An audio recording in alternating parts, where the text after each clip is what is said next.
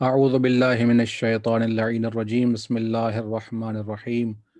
وبہ نستعین وہو خیر ناصر و معین۔ دنیا میں انسان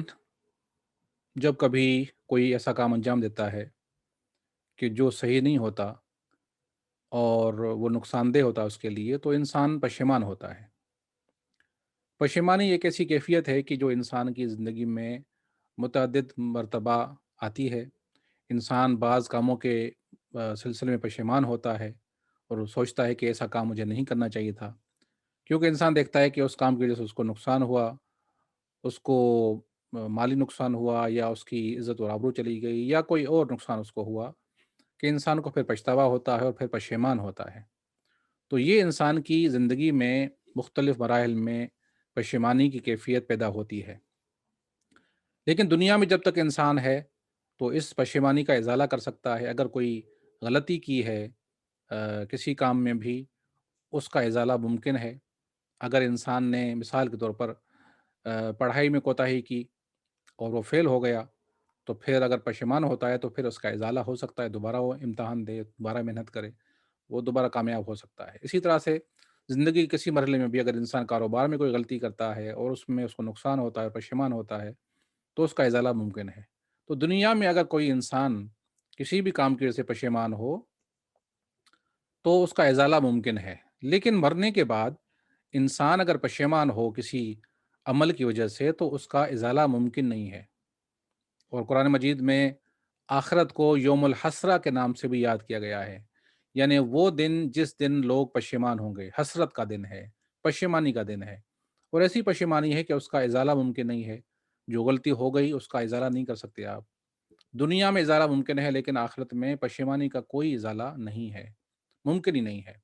لیکن خوش نصیبی ہماری یہ ہے کہ ہم ایسے ہی ذوات مقدسہ کو ماننے والے ہیں کہ جنہوں نے ہمیں آگاہ کیا ہے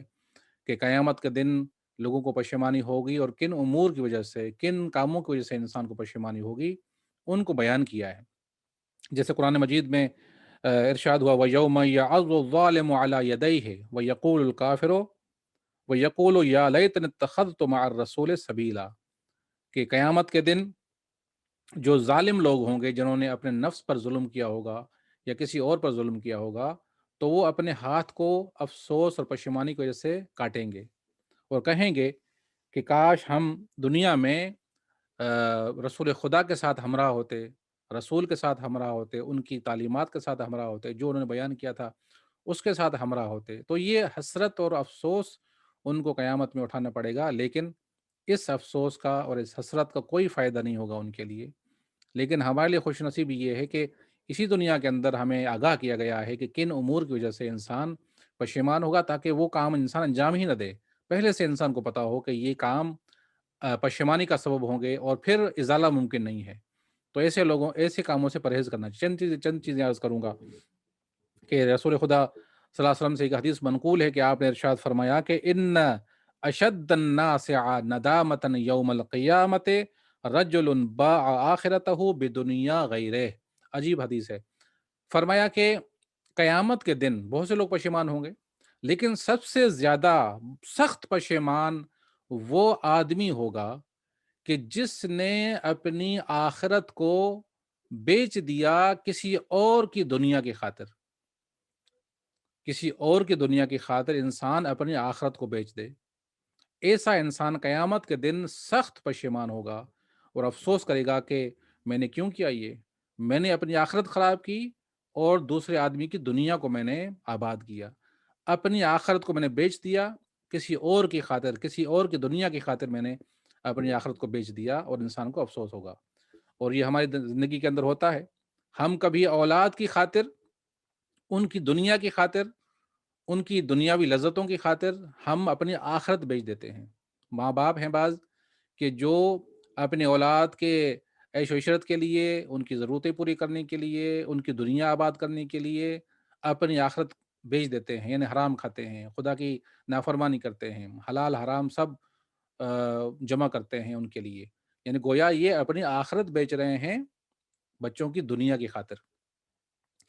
اور ہم بعض لوگوں کو دیکھتے ہیں، یہ بہانہ بناتے ہیں کہ بھائی ہم تو بچوں کی خاطر کر رہے ہیں، وہ ہمیں مجبور کر رہے ہیں، یا وہ ہمیں کہے ہم تو نہیں کرنا چاہتے، تو اس کا مطلب یہی ہوگا کہ لوگ اپنی آخرت کو بیچتے ہیں دنیا کی خاطر۔ مثال دوں میں آپ کی خدمت میں، کبھی کبھی بعض جو اہل ایمان ہیں، جو بعض دیندار لوگ ہیں، یہ کہتے ہوئے نظر آتے ہیں جب ان کو دیکھا جاتا ہے کہ وہ شادیوں میں، شادی بیاہ کے بعض رسومات میں یا بعض ایسے کاموں میں ہمیں مشغول نظر آتے ہیں، یا وہ کام کرتے ہوئے نظر آتے ہیں کہ جو شرعی طور پر جائز نہیں ہے، حرام ہیں، جیسے ناچ گانا، میوزک اور مکس گیدرنگ، اس قسم کے جو امور ہیں جو شرعن جائز نہیں ہے، جب ان سے کہا جاتا ہے کہ بھئی آپ سے تو بعید تھا یہ، تو آپ تو دیندار ہیں، آپ نے یہ کام کیوں کیا؟ تو فوراً بہانہ بناتے ہیں، کہتے ہیں کہ بھائی بچوں نے کیا ہے، ہم نے تو ان کو منع کیا تھا، تو بس انہوں نے ہمیں مجبور کر دیا، تو ہم نے یہ سارا انتظام کیا، سارا کام کیا ہے۔ تو وہ سمجھتے ہیں کہ اس سے ان کی جان چھوٹ جائے گی۔ دنیا کے اندر تو شاید لوگ قبول کر لیں، لیکن آخرت میں پیغمبر نے کیا فرمایا؟ پیغمبر نے فرمایا کہ جو لوگ دوسروں کی دنیا کی خاطر اپنی آخرت بیچ دیتے ہیں، قیامت کے دن وہ سخت پشیمان ہوں گے۔ ان کو پتہ چلے گا اس وقت کہ ہمیں یہ کام نہیں ہر حال میں ہمیں یہ کام کرنا نہیں چاہیے تھا، کہ جو دوسروں کی دنیا کی وجہ سے ہم اپنی آخرت بیچ کے آئے ہیں، یہ ہمیں کرنا ہی نہیں چاہیے تھا، کیونکہ وہاں پر ان کو نقصان نظر آئے گا۔ ایک اور حدیث میں امام علیہ السلام بیان فرماتے ہیں کہ ان اعظم الحسرات یوم القیامت حسرت رجل کسب مالا فی غیر طاعت اللہ فورثه رجل فانفقه في طاعت اللہ سبحانہ فدخل به الجنت ودخل الاول به النار۔ فرمایا کہ قیامت کے دن بہت بڑی حسرت ہوگی ایک انسان کو، ایک شخص کو بہت بڑی حسرت ہوگی۔ وہ کون ہوگا؟ وہ شخص ہوگا کہ جس نے مال جمع کرنے میں حلال حرام کو نہیں دیکھا تھا، یعنی حرام بھی کمایا تھا، حلال بھی جمع کیا تھا،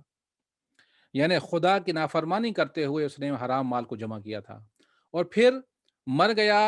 اور وہ مال اس کے وارثوں نے استعمال کیا، اس کی اولاد نے، اس کی بیوی نے، اس کے جو بھی وارث تھے بعد میں، وہ جو حرام مال جمع کیا تھا اس نے خدا کی نافرمانی کرتے ہوئے، پھر ان کے پاس آیا، اور پھر انہوں نے، ان کی اولاد نے، ان کے وارثوں نے اس مال کو اللہ کی فرمانبرداری میں استعمال کیا، یعنی خدا کی راہ میں خرچ کیا، خدا کی مرضی کے مطابق خرچ کیا، تو یہ ہوگا کہ جو وارث ہیں جنہوں نے اس مال کو خدا کی راہ میں خرچ کیا ہے، وہ جنت میں جائیں گے، اور جس نے وہ مال حرام چھوڑا تھا وہ جہنم میں جائے گا۔ فرمایا کہ وہ آدمی جو یہ کرے گا، حرام مال چھوڑ کے جائے گا، اس کی وجہ سے اس کی اولاد یا اس کے وارث نیکیاں کر کے جنت میں جائیں گے، اور وہ خود جہنم میں جائے گا، تو وہ وقت اس کے لیے بہت بڑی پشیمانی کا سبب وقت ہوگا۔ وہ افسوس کرے گا کہ میں نے ایسا کیوں کیا، اسی مال کے ذریعے سے میں جہنم میں چلا گیا۔ دوسری حدیث میں امام صادق علیہ السلام سے منقول ہے کہ آپ نے ارشاد فرمایا ان اعظم الناس یوم القیامت حسرتا من وصف عدلا ثم خالفه الى غیرہ۔ فرمایا کہ قیامت کے دن وہ آدمی بھی بہت زیادہ حسرت کرے گا، اس کو بہت حسرت ہوگی، پشیمانی ہوگی، کہ جو دنیا میں عدل اور انصاف کی باتیں کرتا تھا، لیکن جب خود دوسروں سے پیش آتا تھا تو اس وقت عدل اور انصاف نہیں کرتا تھا، یعنی بات کے مقام میں تو کہتا تھا انصاف کرنا چاہیے، عدل کرنا چاہیے، اور کسی پہ ظلم نہیں کرنا چاہیے، لیکن جب وہ خود عملی میدان میں آتا تھا تو دوسروں سے انصاف سے پیش نہیں آتا تھا، دوسروں سے عدالت سے پیش نہیں آتا تھا، دوسروں کے ساتھ زیادتی کرتا تھا۔ تو مولا فرماتے ہیں کہ قیامت کے دن ایسا شخص بہت زیادہ پشیمان ہوگا، یعنی اس کو یہ پشیمانی ہوگی، کاش میں جو کہتا تھا اس پر عمل کرتا، جیسے میں کہتا تھا کہ انصاف کرنا چاہیے، عدل کرنا چاہیے، ظلم نہیں کرنا چاہیے، تو میں خود بھی عملی طور پر یہ کام کرتا، تاکہ مجھے یہاں پر نقصان اٹھانا نہ پڑتا۔ تو لہٰذا بہترین موقع ہے انسان کے لیے کہ جب تک زندہ ہے، انسان ایسے حسرت کے مواقع سے بچے، تاکہ قیامت میں اس کو حسرت نہ اٹھانی پڑے، اور پھر اس کا ازالہ ممکن نہ ہو۔ خدا سے دعا کرتے ہیں کہ پروردگار عالم ہم سب کو دینی تعلیمات سمجھنے اور اس پر عمل کرنے کی توفیق عطا فرمائے۔ السلام علیکم ورحمۃ اللہ وبرکاتہ۔